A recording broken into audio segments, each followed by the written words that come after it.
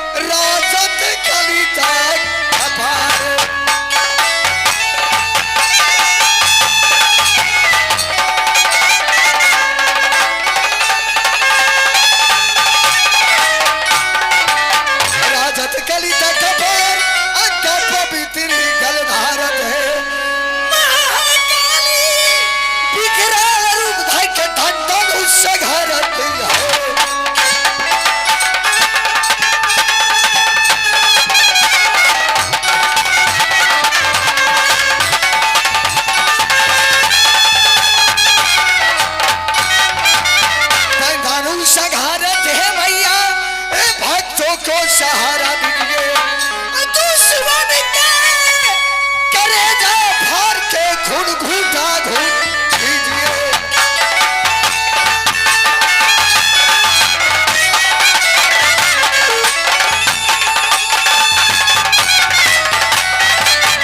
दुश्मन के करेजा फाड़ के खून घूटा घूट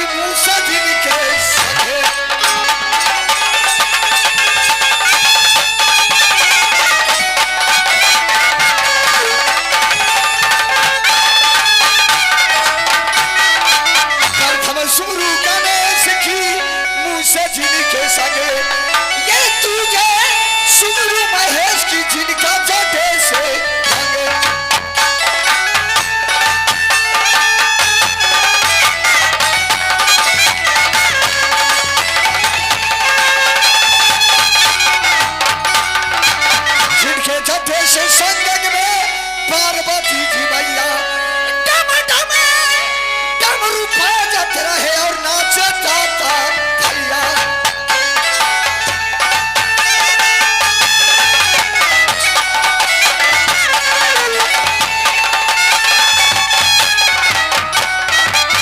डम डम डमरू बजत रहे और नाचत जाता भैया।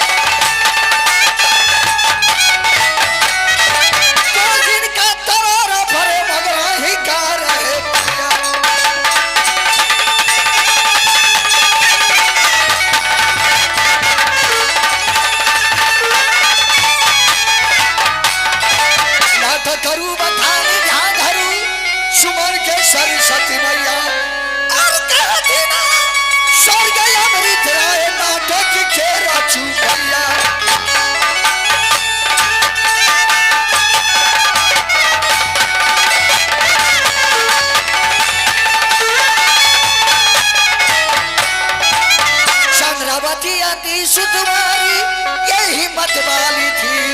सुनिए प्यारे सजनों घर बंदों की कहानी।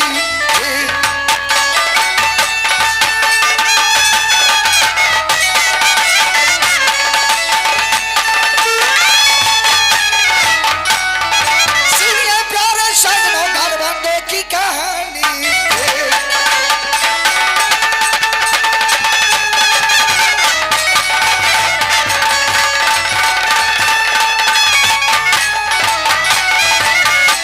दोस्तों माता बहन, आज की रात हम लोग नाटक घर गए हैं, घर बंदों की लड़ाई यानी कि मामू भगना की लड़ाई। उससे पहले हमारे हंसने के लिए आ रहे हैं जोकर साहब। लेकिन संदूक में घुसा था गाने,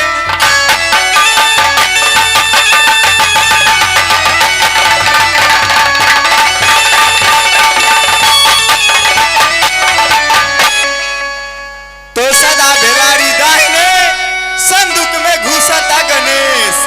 5 दम मिली रक्षा घीचे हंसुआ खूरा पी के पे।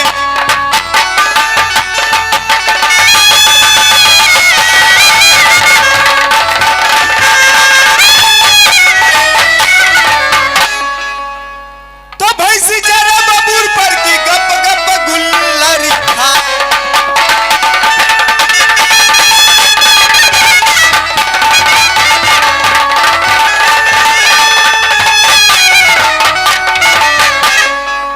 तो भैंसी चारे बबूर पर कि गप गप गुल्लर खाए।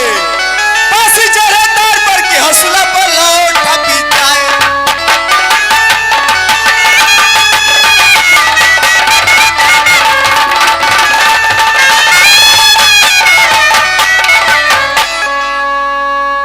तो चिंता से चमार घटे तो दुख से घटे दूसरा।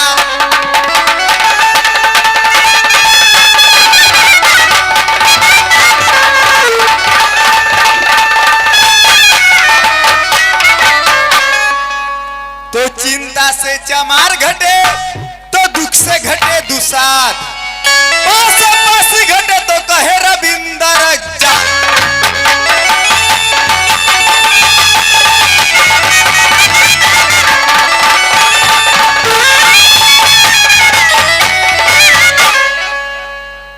तो ये श्रीमान बहुत खुशी की बात है।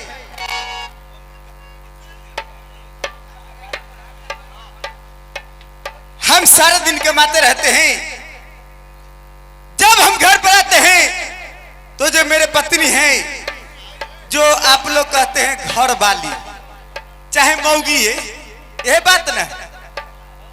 जब हम कमा कर आते हैं ओ हरामजादी दिखाई नहीं देती है। ओ 4-5 रोज से ही उसको काम है, जब आते हैं तो दिखाई नहीं देती, मगर उसको हम खोज में चलते हैं। अगर बेटा गई तो जानते हैं क्या करेंगे? जाना छू कि ना जाना छू, ना जाना छू बतला दिया। पहले चलत रहा कहीं चापाकल चलत रहा कहीं है ना, अब चल गए समरसेब। तो चापाकल लगता हुचुर हुचुर चल चला हुआ। अब समरसेब चल गए, जा बटन टिपा काम हो गया। चापाकल छोड़ के ना समरसेब धसा दे तो हम एक बाप के बेटा ने जा रही खोज।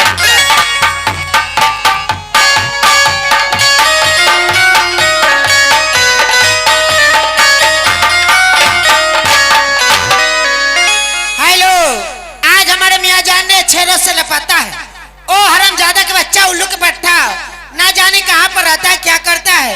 लेकिन मैं जल्दी अपना मियाँ जान की खोज में, यदि और रास्ते में भेंट हो गया तो मैं पानी पटा के मैं कान ऊपर।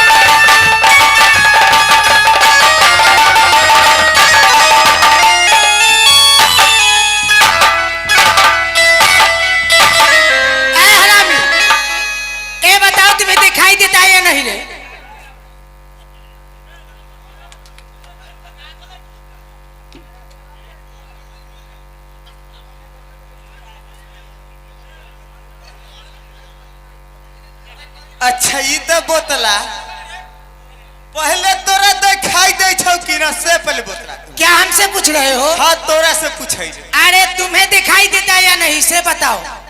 हमरा तो दिखाई देत रहलक से हम अपन साइड से बैठ रहली तोर साइड किधर पहले बोलता। अरे मेरा साइड तो दहिना था। दहिना रहल तो तू बाया में कैला घुसले? क्या मुझे कह रहे हो? हाँ तो तोरा ने तो हुनका कहली तू बाएं में आके मुझे धक्का मार दिया है। हम ही बाया में चल गेलिए तू हो से ना बोले छ त तू हो से हमरा मारे खियावे वाला हता। अच्छा ये तो बतलाव क्या बात है? तू इतना हड़बड़ायल तू कहाँ चल जाए? अरे अपने मर्द को खोज में जा रही हूँ। हाय ला एकरी सुरमरौनी के जोन हमरा दुख पकड़ ले है एहो सुरमरौनी के हो दुख पकड़ ले हाय न। अहे क्या बात है? तू अपन माने कि भतार के खोज में जाई छ? हाँ एगो तो बात कहियो जोन दुख जे तोरा पकड़ ले ह अच्छा ओहे दुख तो हमरो पकड़ ले रहलक ह। तू हो उधर से हड़बड़ाइले बैठ रहल आ हम इधर से गड़बड़ाइल जाइते न रहली एहे में टक्कर खा गेलिए है। लेकिन ऐसन कर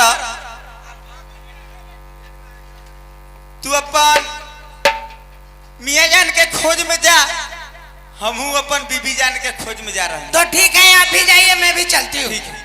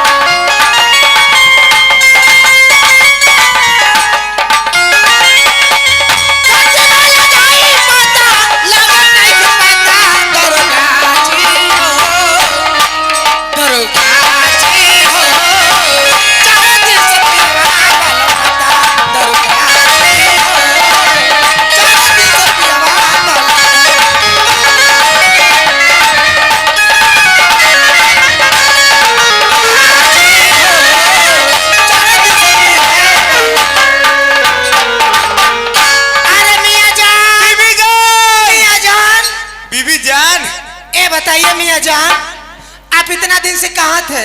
हमरा तो तोरा खोजत खोजत हम परेशान हो गली है। क्या हमें खोज रहे थे? तब किस लिए? अहे जब हम कमा के बोले तेरा घर पर न देखैला, मगर इतना दिन पर मिल तो तनका रामो सलाम तो होए के चाहिए कि का हो। अरे जल्दी कीजिए, बोलिए क्या कहना है? अहे की भेल? यही राम सलाम होते है ना है बोला जय राम जी के, जय राम जी के, जय गोपाल, जय गोपाल। लगले है मियाँ जान की सुनिए, आपके घर में मैं नहीं रहूंगी। अहे कहेला न रहबे की भेला? न रहबो रे, न रहबो। सुनिए जी, आपसे मैं कुछ कहना चाहती हूँ। की भेला हो बोला ना। हम न रहा में सैया है, हम न रहा में पियवा हो, हम न रहा में भतरा। अहे कहेला हम न रहा में सैया है, हम न रहा में पियवा हो, हम न रहा में भतरा। तोहार मैया साथे हम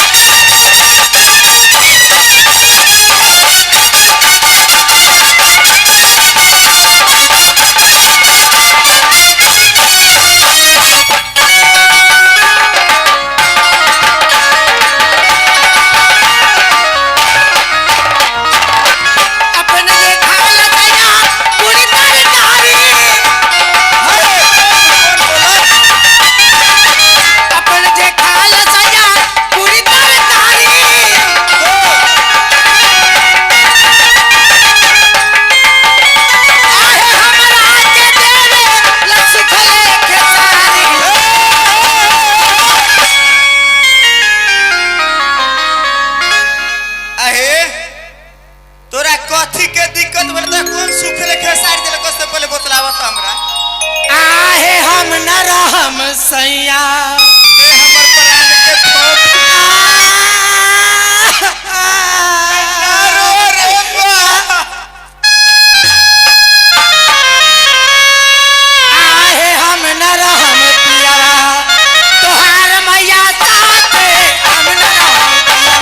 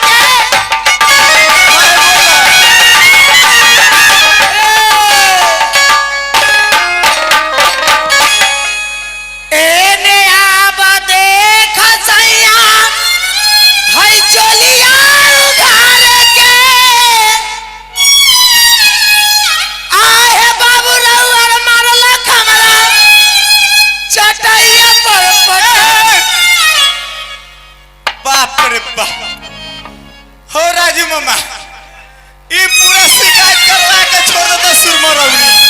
आहे कथी है ई सब जे तू बात बोलै छ त तनको तोरा लाज शरम लगै छ कि ना लगै छ? हमरा बोले में लाज लगैया। आहे आहे हम न रहम सैया। चल जा चढ़बे हमरा लग में से, तोरा घर में हम न रहब। सब राजू मामा के कमाल है। आहे हम न रहम पियवा, तोहार मैया साथे हम न रहम।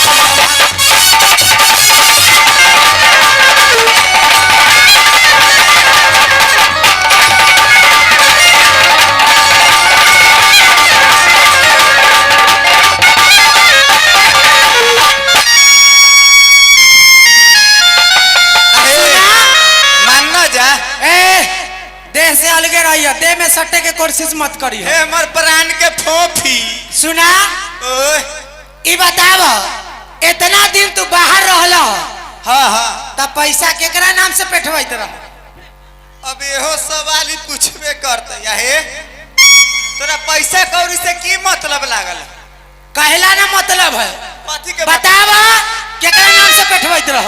उ तो बाबू के नाम से पेठवैत रहली। बाबू के? तब तो जा बापे के लेके सुती। एक तो इतना दिन से बाहर पर अइली है, बाहर से आई कहिए बाबू के लेके जोर से लाइसेंस भेले है का? सुना, आई तोरा कथी के दिक्कत है? कथी के दिक्कत ना है हमरा घर में, बहुत चीज के। ई बतावा, कुमार रहल ताले बाबू के चाहे माई के नाम से पैसा पेठवैत रहल, तन को दिक्कत न है। हाँ। आ जब बियाह को के हमरा तू ले आइल, बोला त तू हमरा नाम से न पैसा पेठैत रह। अहे अब बाबू के नाम से पेठवैत हो, चाहे तोरा नाम से पेठवैत तो पड़ता बात के पड़ता। बाप रे बाप, तोहर मातारी है, तोहर बाप हमरा एगो रुपया की दे दै छ जे हम हुनका से जुड़ाए जाऊ? पूर्व बियर ना दल कहो पैसा ना, 1 रुपया ना। बोला हमर बाबूजी कोनो मांगनी तोरा घर में शादी न कैले हवन, तब दहेज दे के आ तब तोरा घर में शादी हमर बाबूजी कैलन है। केकरा दिल तू? रे तोरा बाप के। ओ तोहर बाबू हमरा बाबू के दिल तू ना? तिलक के बात कह छियो। ओ तिलक माने के पैसा दिल तू? 1,20,000 रुपया। तो बाबू ने लेलती ना कि हम थोड़बे ले लिए? सुना ना, जब हमारे बाबू तिलक दे के घर में तोरा शादी भेल कलक त तो सारा तिलक के रुपया तोरा से सधबब। ऐसन बात भेलै? बाप ले लेते तिलक आ बेटा ओकर सधतै? आए हाँ, कैसे कैसे सधावे के हो? सुना जे कैसे सधावे के है से। बोल जितना काम जे घर के है हाँ। से सारा तोहरे करे के होतो। अच्छा कथी कथी करे के इससे पहले बोतला बोल एने आबो। बोला हे सारी फीचा साया फीचा आए मजबर तनवा। ए मास्टर साहब रुक जाइए, कथी कला हुआ? देखा, सारी साया ब्लाउज तोहरे फीचे के पड़तो। एगो बात हमरो सुन ल, तो हमू एक बाप के जलमल हतियै से तोहर हम साड़ी फीच देब, ब्लाउज फीच देब, बर्तनो मोज देब, मगर एगो साया न धोब। उ कहला साया में तोरा हर गेस लसर फसर साया तोर बाबूजी धोई है। धोबा लिया बाबू से, धोबा लिया की लागल? हे सारी फीचा साया फीचा मजबर तनवा दहेज दे मंगनी खरात में दहेज दे के किन लेवाने सुंदर सजाना दहेज दे के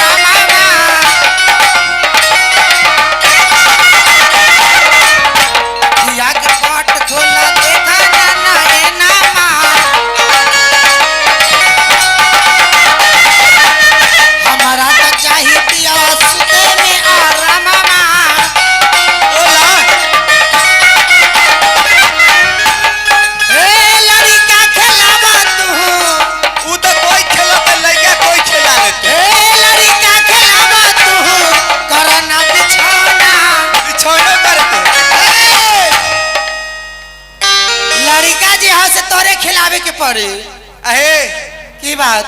मगर ये हमरा आगल थी ना राम दयाल बाबू पातेपुर के निवासी, उनका तरफ से बहुत सारा पुरस्कार है, 151 रुपया पुरस्कार है। हमारा पार्टी को श्रीनिवास करे बोला था कभी कहूँ हे लड़का खिलावा तू हाय करना बिछौना बिछावा बिछौना।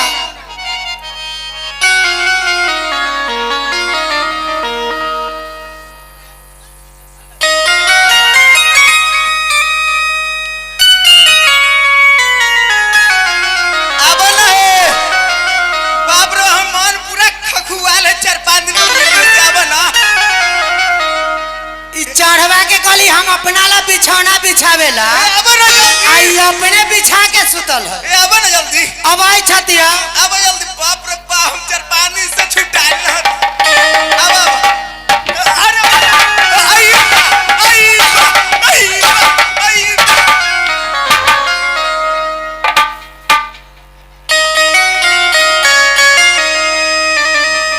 अहे आई कथी करला ई बतावा बिछौना हम अपना ये कहली अब बिछावेला कि तू अपना ले। आए हम तो देख लिए कि से पर तो हम तीनों व्यक्ति हटबै कि ना सोचते हम सूत के पहले देख लेली कलेजा के फट्टी मस्का देबो चढ़वे। हे लड़का खिलावा तू हाय करना बिछौना दहेज दे के किन ले बानी दहेज दे के किन ले बानी सुंदरा सजाना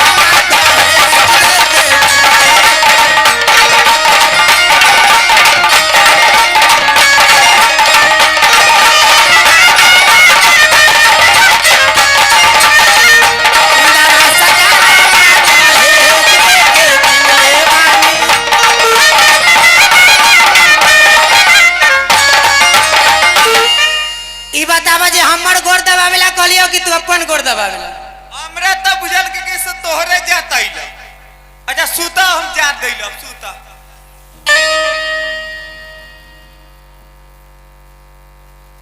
सुन लो काका बड़ा दुख के बात हो काका बेटा के शादी करियो तिलक ना लियाऊ बेगर तिलक के शादी करियो काका न तो ऐसन मौगी मिलता तो बेटा के करेजा तोड़ देता पक्का। सूता हम जाते लो सूता हे लड़का खिलावा तू करना बिछौना दहेज दे के किन ले बानी दहेज दे के किन ले बानी सुंदरा सजाना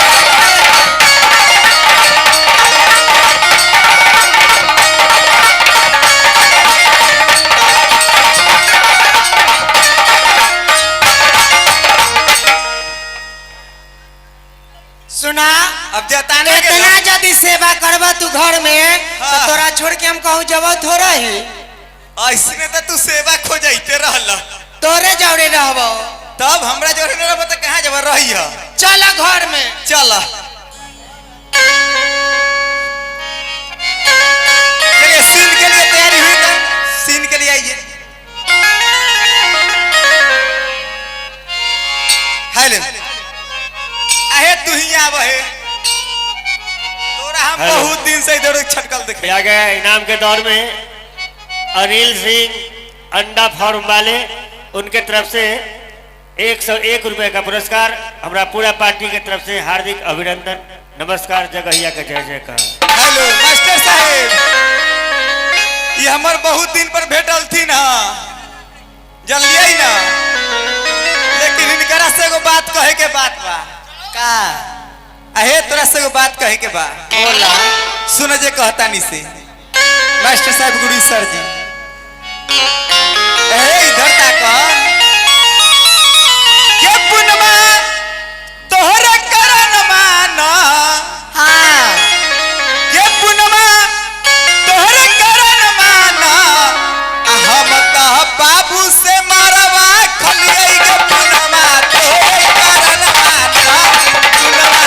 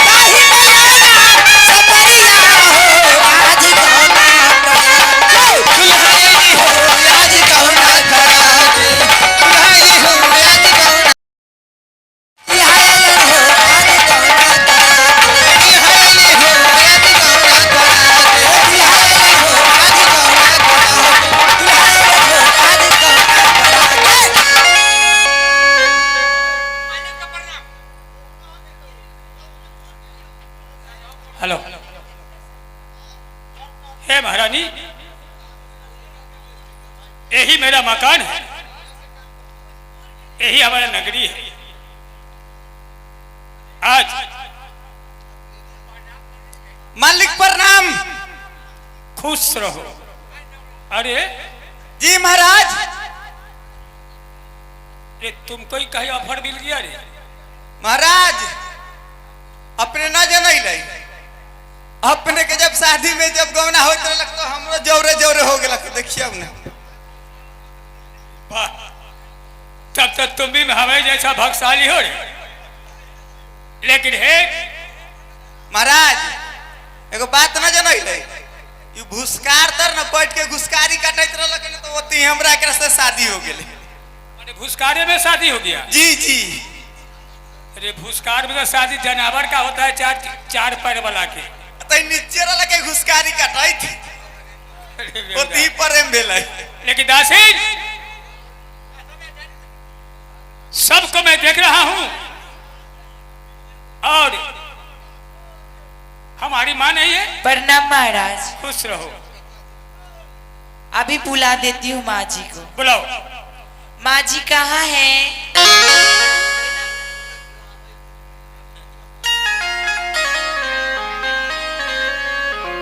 क्या बात है? महाराज जी शादी करके आए। ठीक है, जानता भेंट करती हूँ मैं उनसे। हे मां, आज बड़ी खुशी की बात है। हाँ बेटा। कि हमने घर मोरंग से मरारी फूला को शादी करके आया है। शादी का जो विध होता है, यहाँ का जो कोहबर का विध होता है, वो जल्दी आपने कर दीजिए ताकि हम दोनों प्राणी कोहबर करूंगा।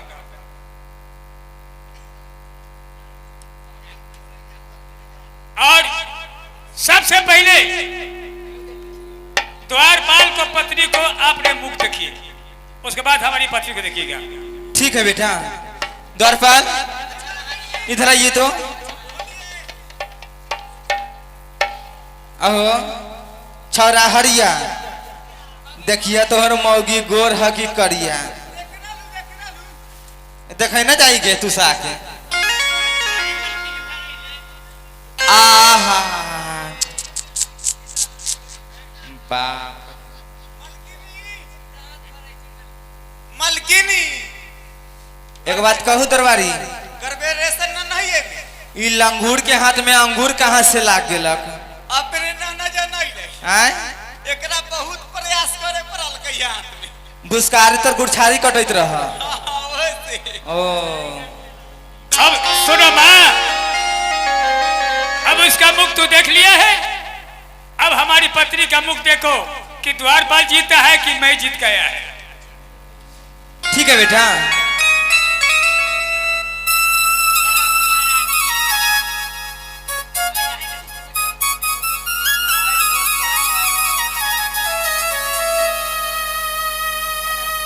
सुनो सखी, तन इसका घूंघटा उठाओ तो। राम राम राम, ए राम दुर ए, ए, ए, कैसा कैसा से शादी करके लिए आए हैं ना? मेरा बेटा कैसा से शादी करके लिए आए हैं बताइए। मलकिनी बाप रे बाप। राम राम रे राम। अहे चाची, अहे चाची, ए से तो अच्छा हमर बहन चंद्रा के रूप रहे। जे हमर बहन चंद्रा के मुंह में रूप है से बताइयो तो कथी कह के ले अलखिन है। ओहे ना अहे चाची, जो बहन चंद्रा के। ए मलकिनी सब गोट ने देख ली मगर हम ना देख ली। बेटा इधर आओ तुम। ये कैसा काम किए हो? क्या हुआ मां? बहुत गड़बड़ काम कर दिए। मैं क्या किया? ऐसा ही मैं पत्नी मिला था शादी करने के लिए।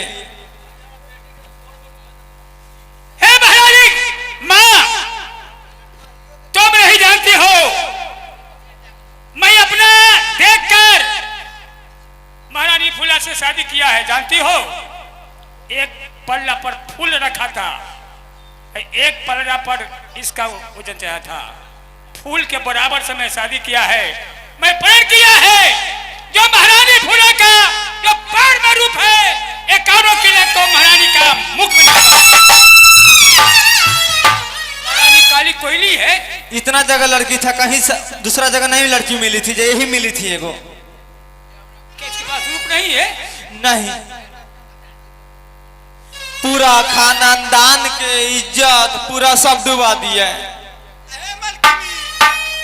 आई मलकिनी के ना मुंह पर ना खाई, देखिए। अरे हे महाराज सुनिए, ये आपका माँ के कहना है कि हमारी चंद्रा बेटी के जो पैर में रूप है, इसका पूरा शकल में रूप नहीं है। और आप जो है से खानदान का नाम बुरा दिए। ये हम नहीं कह रहे हैं, आपका माँ कह रही है। अफसोस, लेकिन सुन लो माँ, मेरा नाम बौराबा है। हाँ बेटा, तुम जानती हो कि एकानों किले में जिसका कन्या सुंदर देखता है उसको डोला फाड़ा देता है। आपने क्या कहा कि तुम्हारा बहन जो चंद्रा का पैर में रूप है, हाँ, वो महारानी फूला का मुख में नहीं है। नहीं है। ठीक है, होनी का कोई नहीं टारता है। जो मेरा किस्मत में था वो हो गया। तुम जाओ, हमारे लिए जो यहाँ का जो विध होता है, आज का दिन, आज का रात, वो कर दो जाकर। वो सब हम करवा दें। हाँ, कुछ महारानी से बात करूंगा।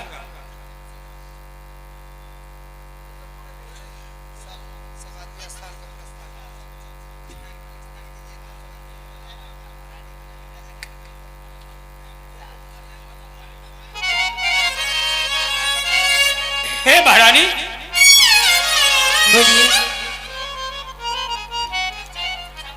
मैं आपसे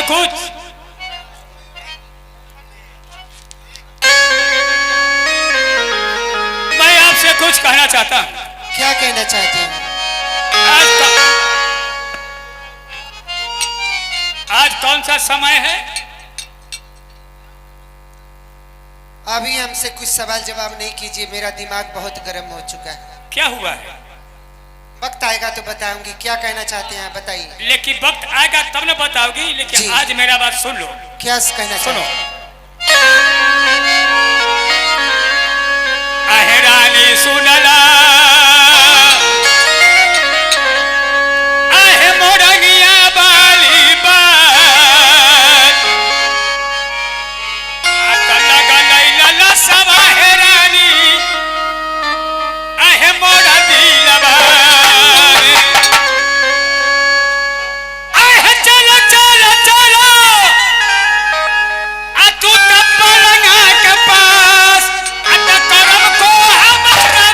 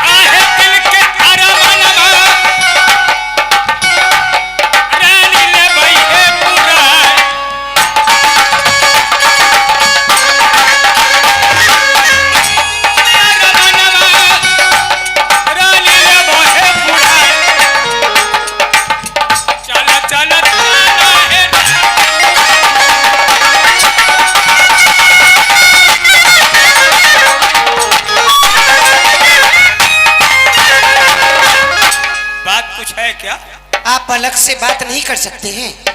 कोई जरूरी है कि शरीर पकड़ के ही बात कर सकते हैं आप? क्या बात करते हैं? आज का समय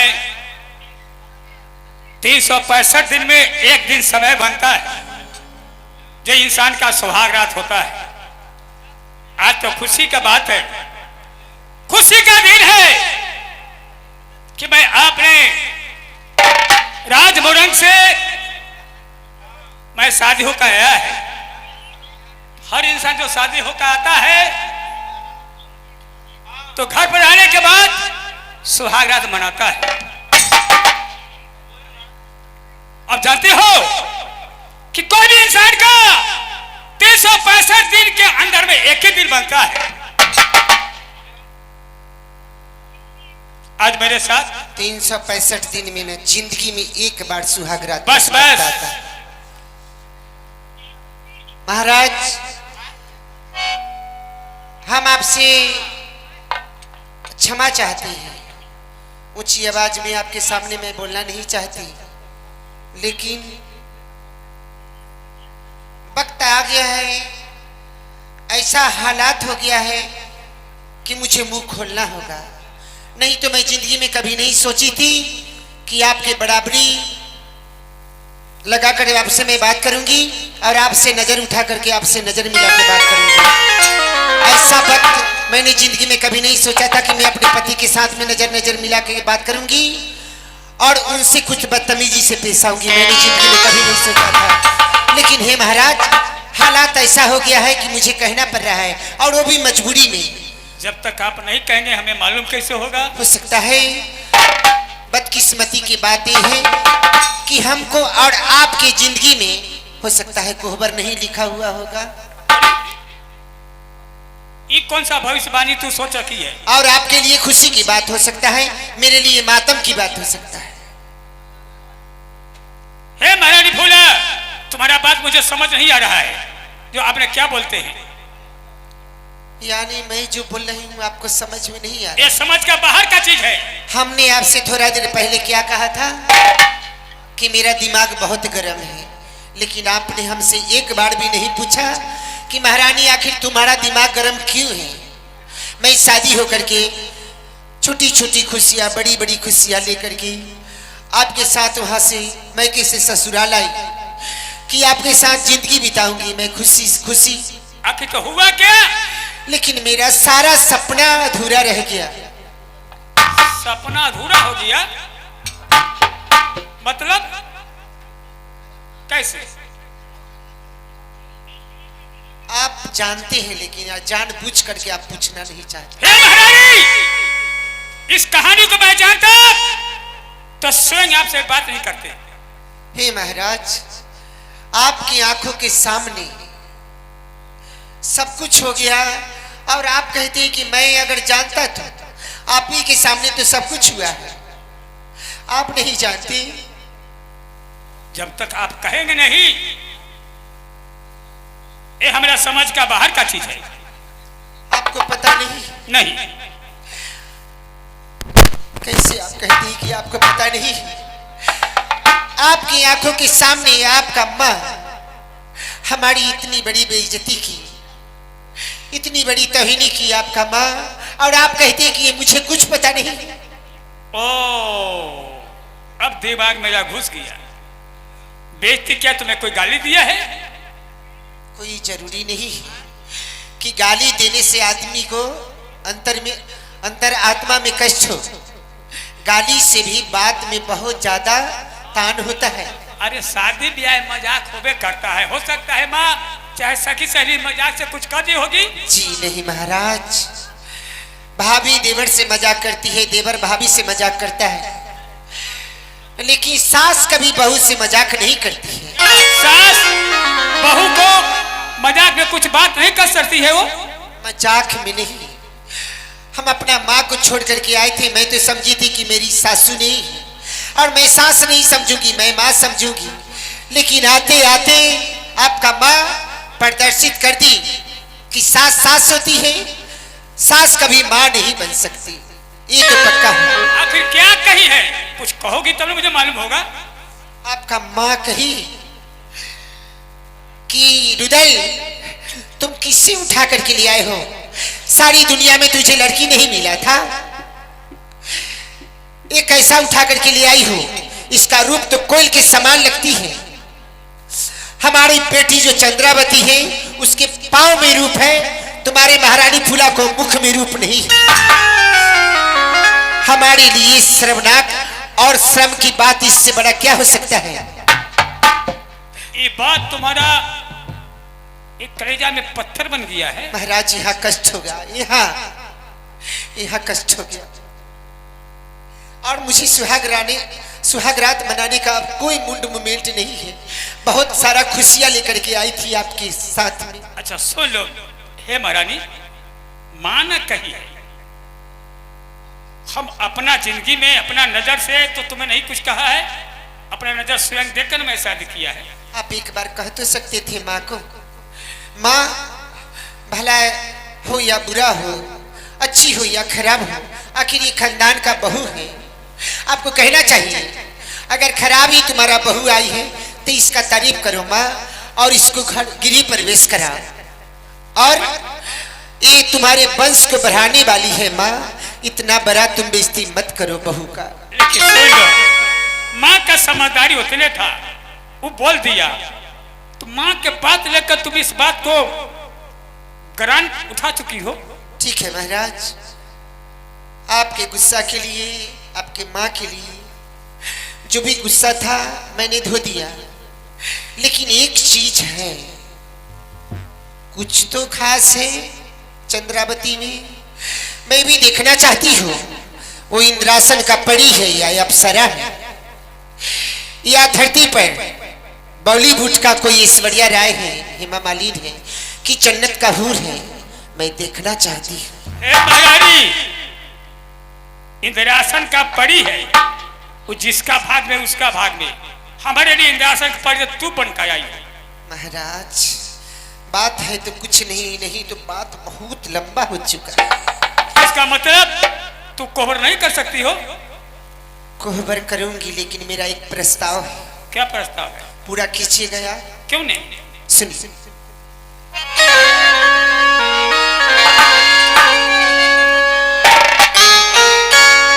आहे हमासे चल जा स्वामी, आहे गाट बांधो में,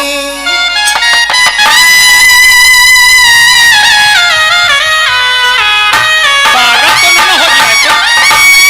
सुहाग रात मनाने से पहले आपको गठबांधो, आपका जो बहन रहती है चंद्रावती, उनके यहाँ आप जाइए और चंद्रावती को राज मुहब्बा लेकर के आइए।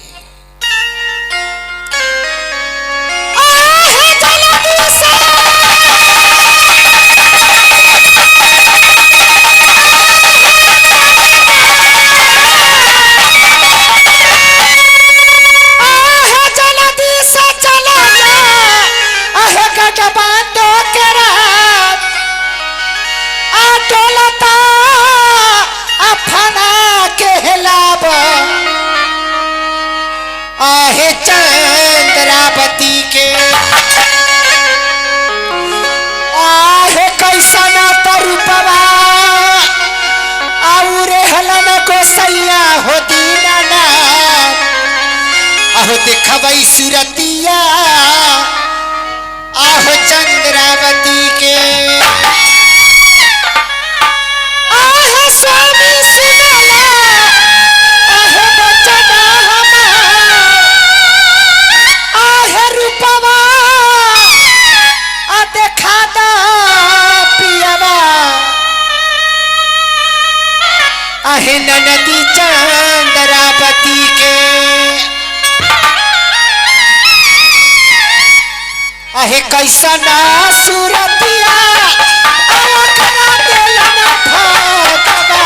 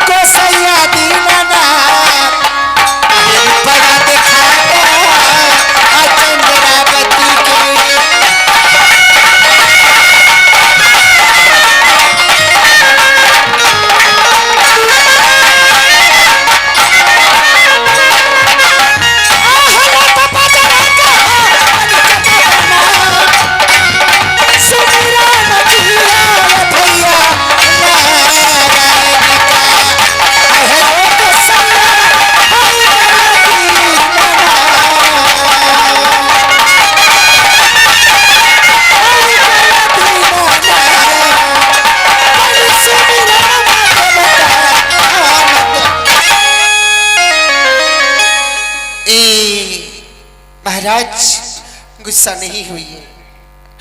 आप अगर गुस्सा होइएगा तो मैं कहीं के लायक नहीं रहूंगी। ये आन बान और शान की बात हो गया है महाराज।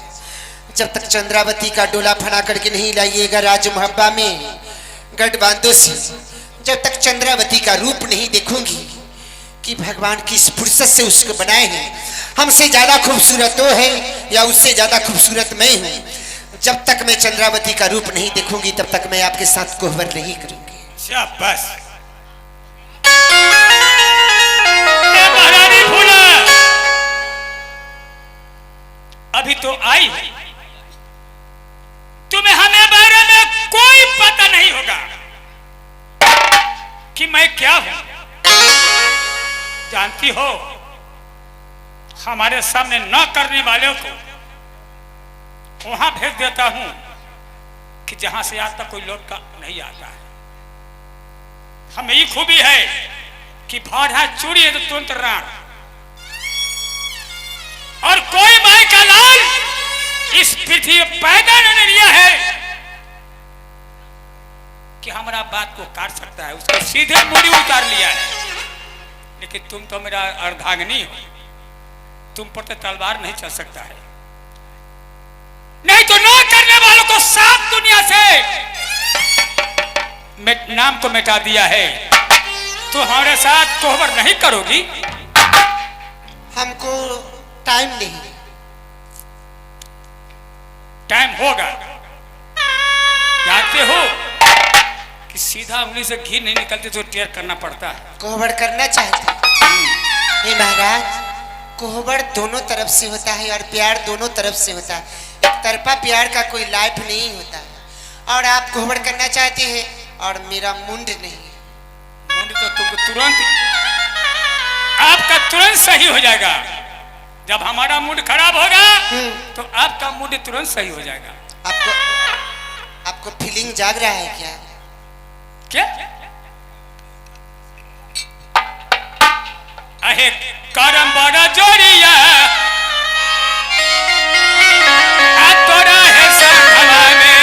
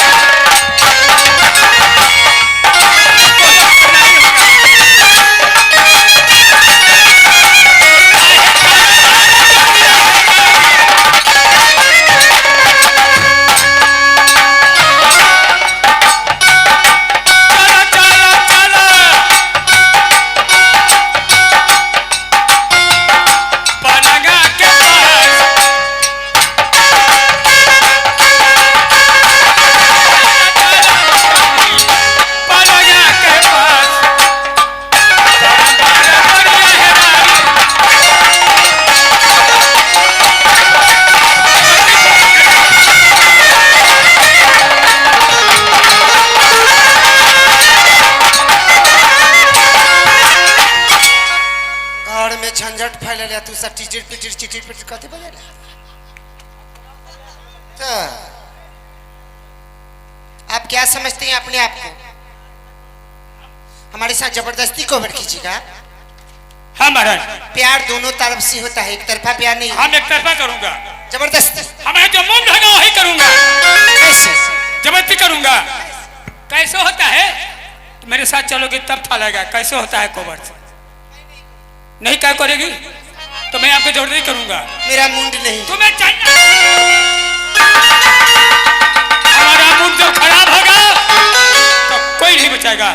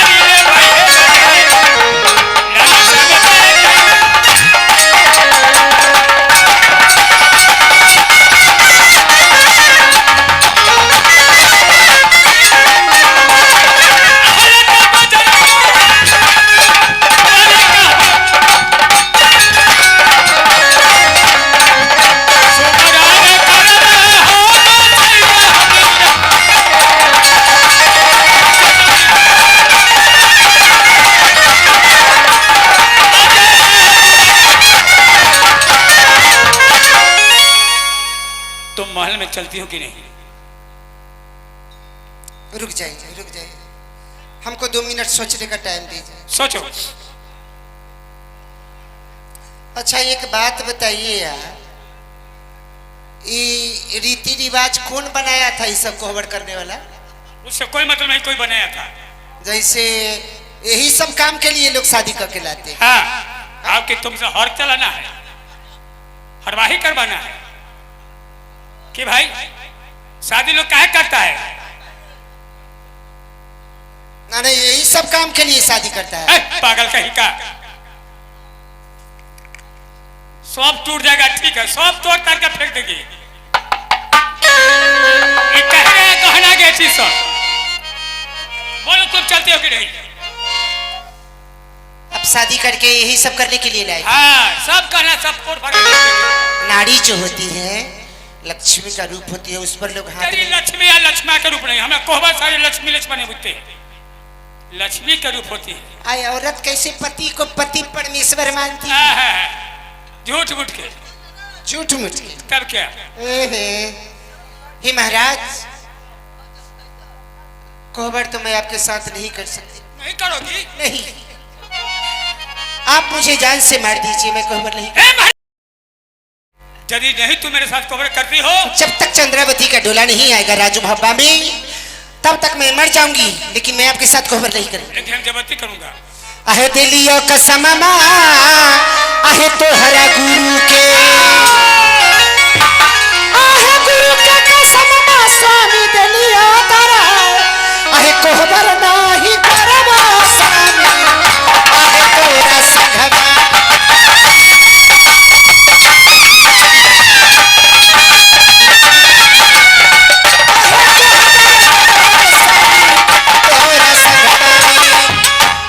स्वामी है सुनला अब चलिए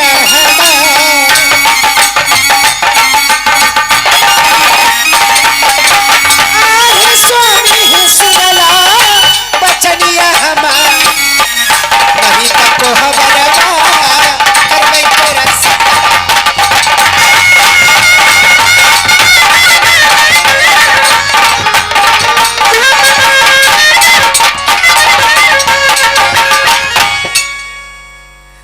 महाराज, मेरा मजबूरी समझिए, मैंने आपको क्रोध में आकर के कसम धरा दी है, हो सके तो मुझे क्षमा कर दीजिए महाराज, मैं मजबूर हूं, मैं आपके साथ कोहबर नहीं कर सकती।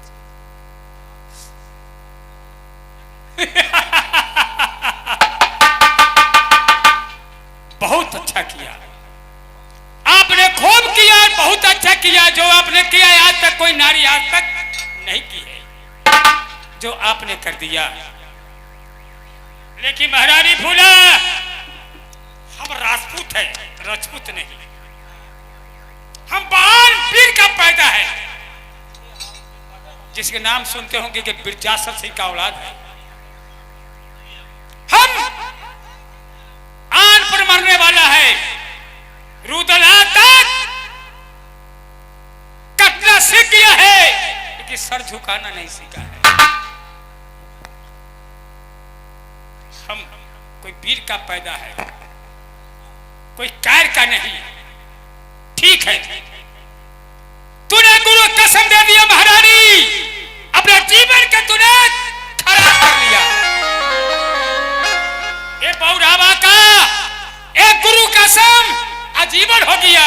नहीं महाराज, मैं आज के पृथ्वी पर जिंदा रहेगा रुदल, तुम्हारे साथ कोहबर करूंगा तो अपनी मां के साथ। हम भी आन का बेटा है, जाओ महाराज, बहन चंद्र का टोला भी फना कर ले आएंगे, तब पर भी तुम्हारे साथ कोहबर नहीं होगा। अपना जिंदगी के सोच लो। ए दासी, चलो महारानी के ले जाओ महल में, जाओ महारानी महल में अपना जिंदगी के सुधार करो और सोचो कि हम किसको साथ क्या बोल दिया। मैं तुमको कह दिया है कि तुम्हारे साथ कोहबर करूंगा, तब मां के साथ कोहबर करूंगा। जाओ। दासी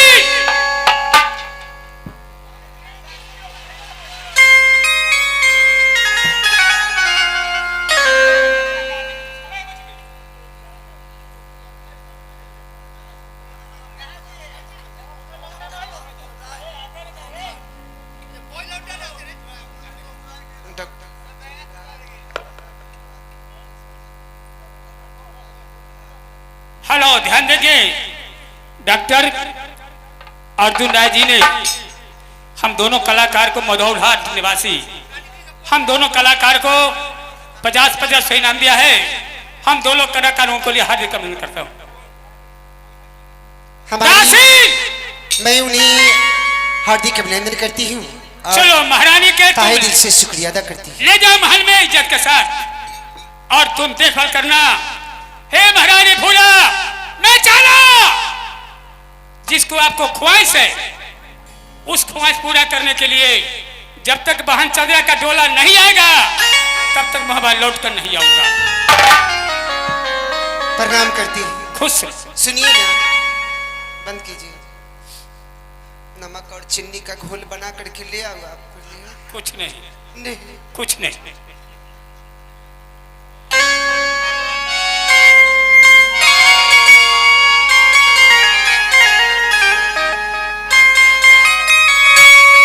हाय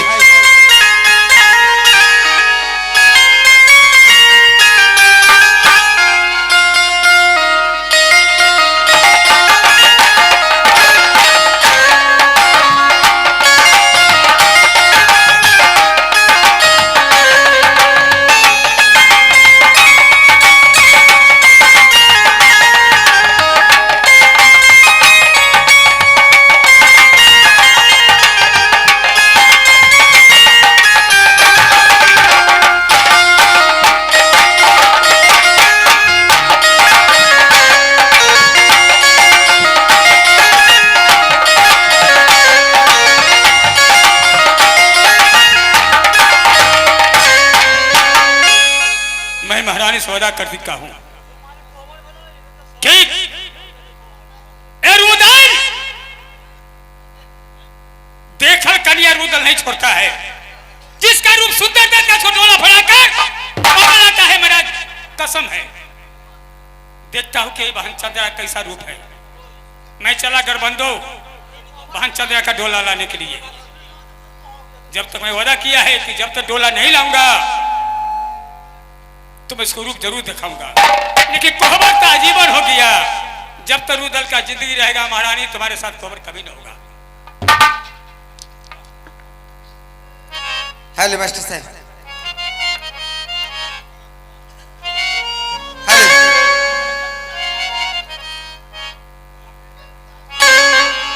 बदल गई ले दुनिया, बदल गई ले दुनिया, बदल गई ले दुनिया, बदल गई ले दुनिया, बदल गई ले दुनिया, बदल गई ले दुनिया। हर कल जुगवा बदल गई ले दुनिया।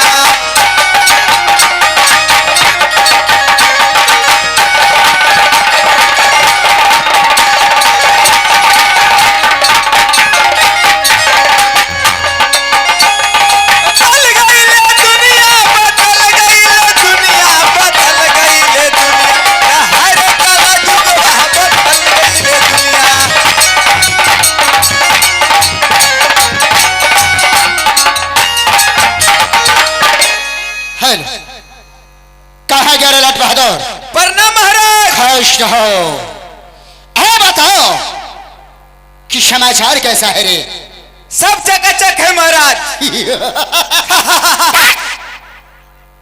लाट बहादुर, आज मैं तुमसे कुछ कहना चाहता हूँ। क्या सवाल है महाराज? सुनो जो मैं कहता हूँ। बताइए।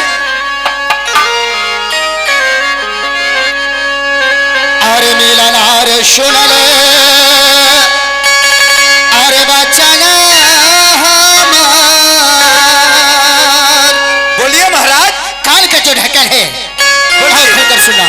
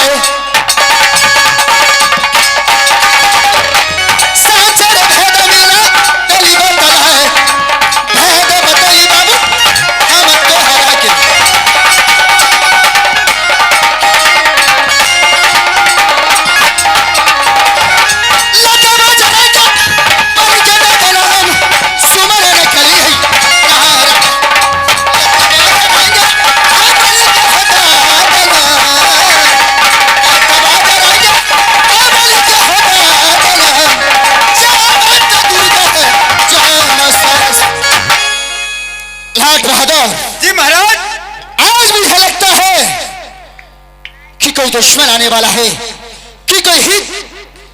आज भाई आंख जो है मेरा फटकता है। आज मुझे लगता है अतिथि कोई मेहमान भी आ सकता है। जी जी। तुम सिंह दरवाजे पर ड्यूटी करो, अगर कोई भी आता है तुम स्वयं मुझे भवन में खबर करो।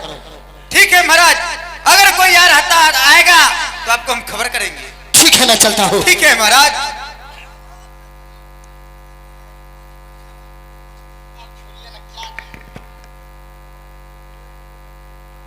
सब एहे में न चले के मिला जुला के हो भैया।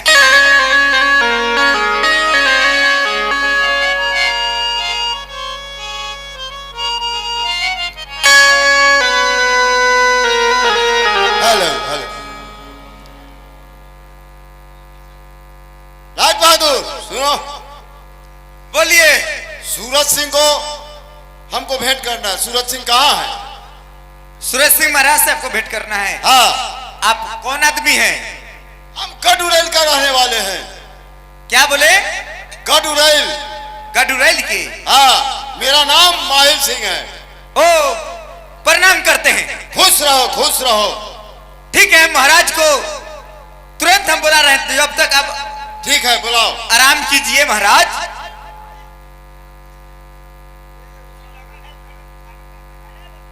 कुर्सिये पर बैठिए ना, छोड़िए ना बिछावन के फेरा। क्या कीजिएगा? बिछावन का फेरा छोड़ो, सूरज को बुलाओ।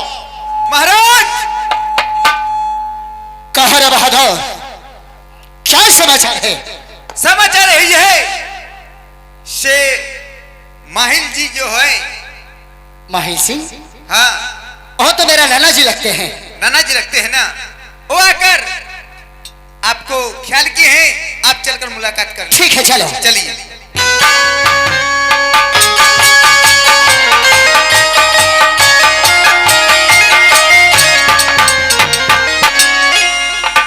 नाना जी का चरणों में सादरी डली पर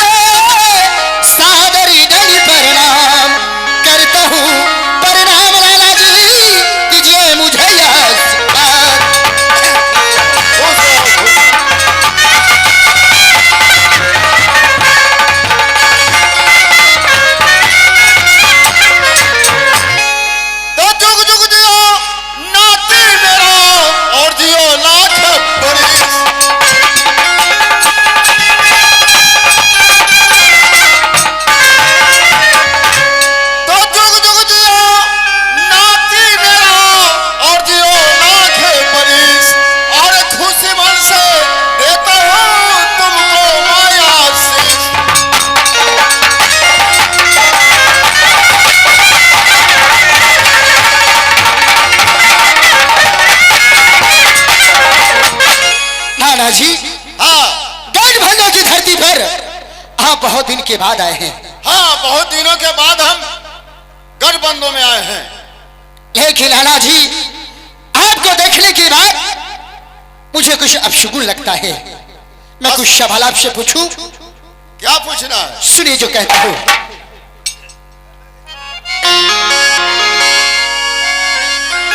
आहो कैसा ने खुशलिया तनाना राज उड़ैला का।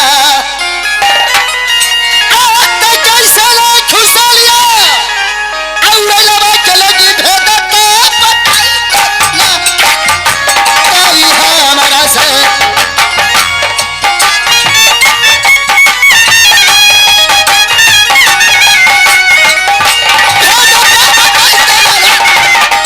कोई हमारा से। कैसा ने खुशलिया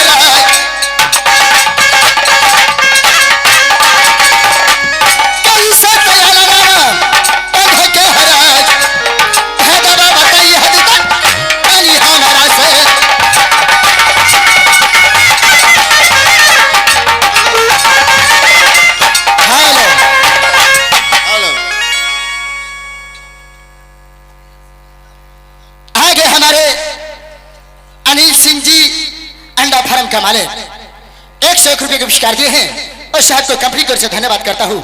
जय हिंद, जय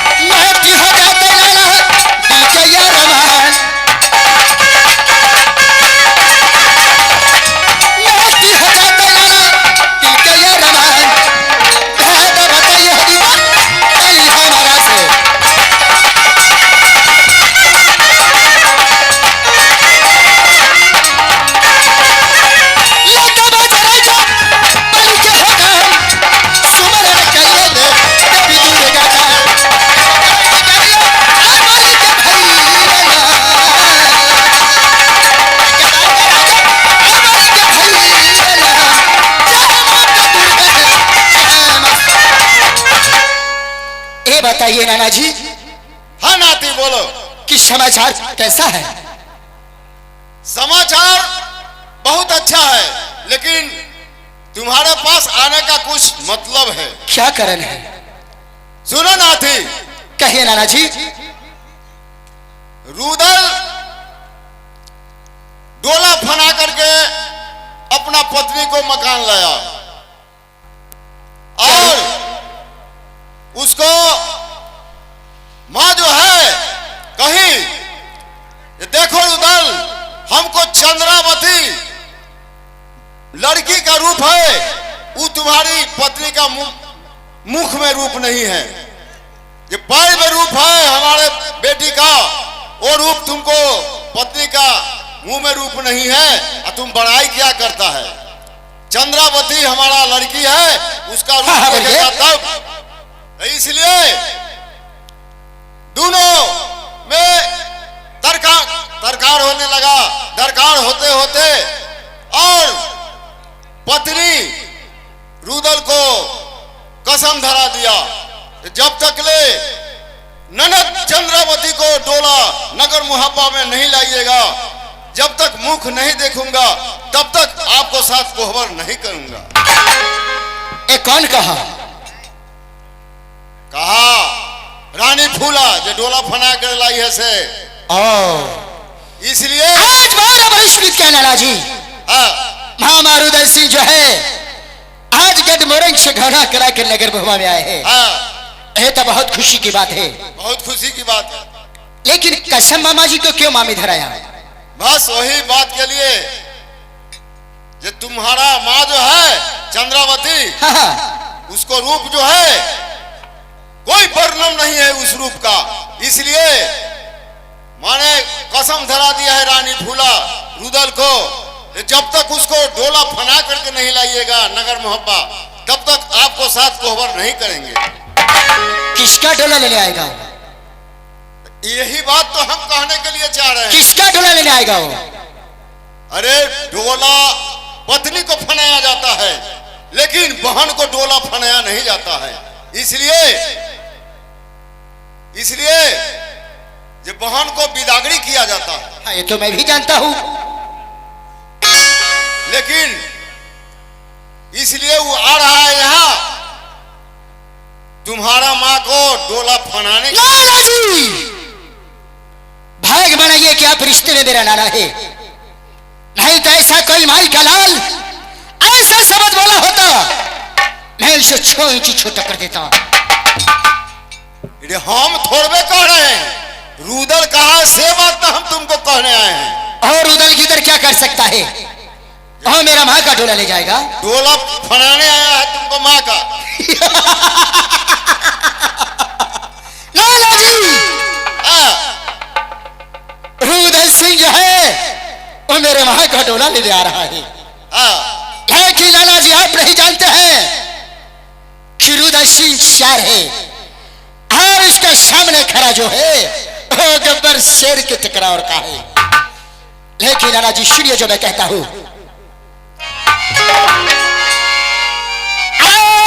हो जाएगी लेता हो नाना आओ गढ़ बंधु में।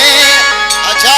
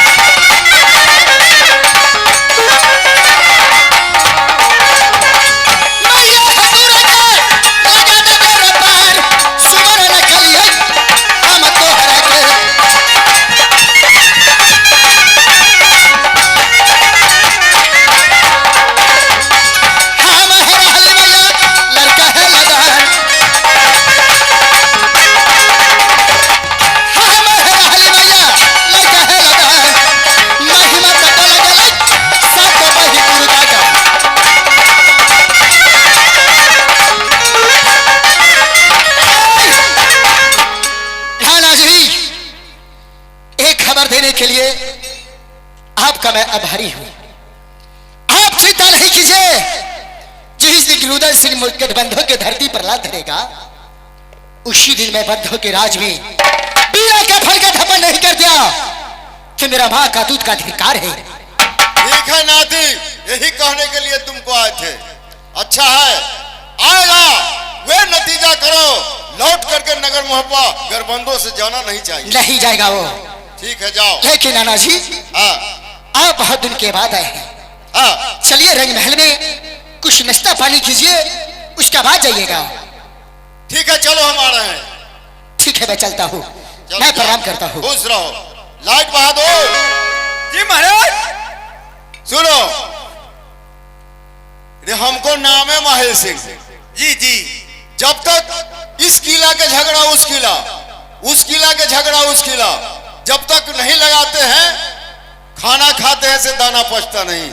पानी तो पचबे न करे तो खाना के तो छोड़ू अब। वही बात है, जब तक हम इस किला से उस किला झगड़ा नहीं लगाते हैं, तब तक हमको चैन नहीं रहता। वो हम जानैले हम शुरू से अपने की। इसलिए हम आए थे, इसीलिए झगड़े लगाने के लिए। ठीक है, हम जा रहे हैं। ठीक है, जाइए।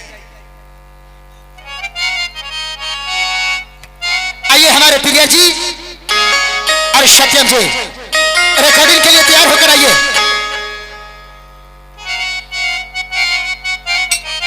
सत्यम